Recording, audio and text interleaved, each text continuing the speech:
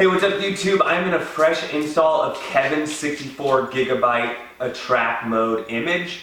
And this thing does not come with any ROM. So if you want to do a completely legal way of setting up your track mode, this is one of many ways to do it.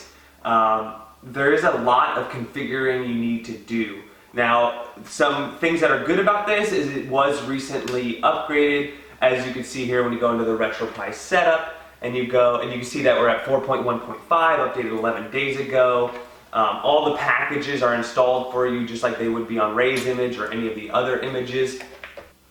When you go to File Manager, you can see what's on this image. It is lacking some things that Ray's image has. One, like I mentioned, there's no ROMs on this whatsoever. So that there is the snap wheel art and the actual preview videos as well. So as you can see, if we go into the retropie folder and you go into the ROMs, and for example, Super Nintendo.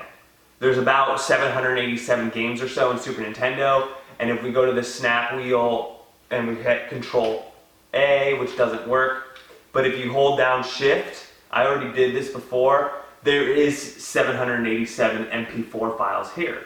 So for most of your games, there is already a lot of the assets for the track mode already on this image, but you need to configure all the emulators. You need to scrape all the artwork.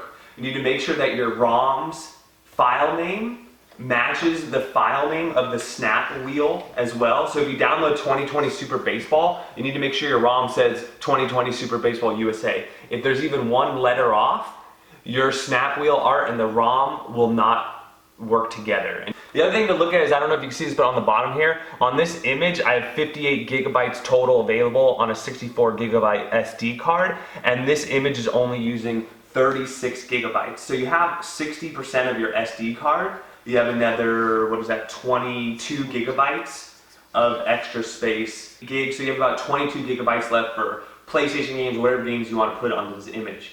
Now, this would be great for somebody who wants a project. But if you just want to plug and play, then you want to go with like a Ray's image or something like that. Because all the settings and all the games and the track mode is already configured for you. There's just some fixes that you'll see in my previous videos on how to fix, like the Famicom and the MSX. But besides that, this image is more of a blank canvas that you can paint on and get it working exactly how you want it to work. The other thing I'm a little worried about is you might do some configuration in the BIOS folder. For example, there's no Famicom BIOS in this folder. You will have to go get that and put it in here. So there is a lot of configuring you would have to do in an FTP program. I'm sure someone out there has the ROMs and the snap wheel artwork already matched up. Well, for example, Ray's does. You could just transfer over from that. But if you don't have that, this is a totally manual process. And if you want 10,000 plus games, I don't recommend that. If you want to make a system with maybe 10, 50, 100 games, then this might be the way to go, and you could save some time. But everything is the same as all the other track modes you're seeing. You got the retropie, the emulation station, the same packages. You can update your track mode with the command prompts.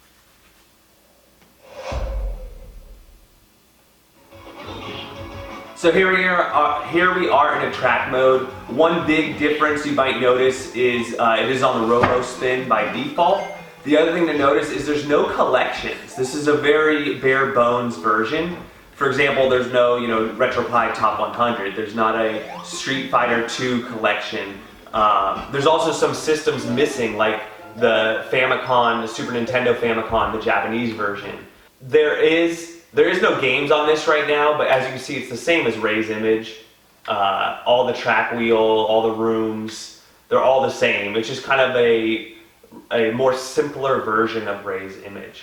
And as you add games, this will populate, the wheel will populate, the game art will populate, the videos will populate.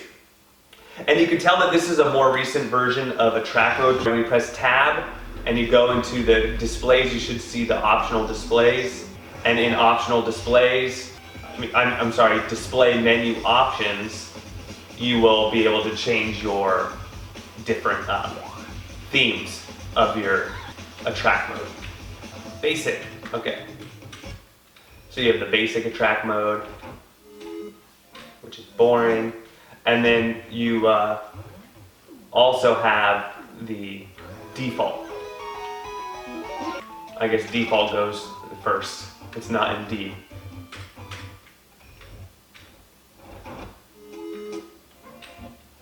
That's the worst. It's so big though.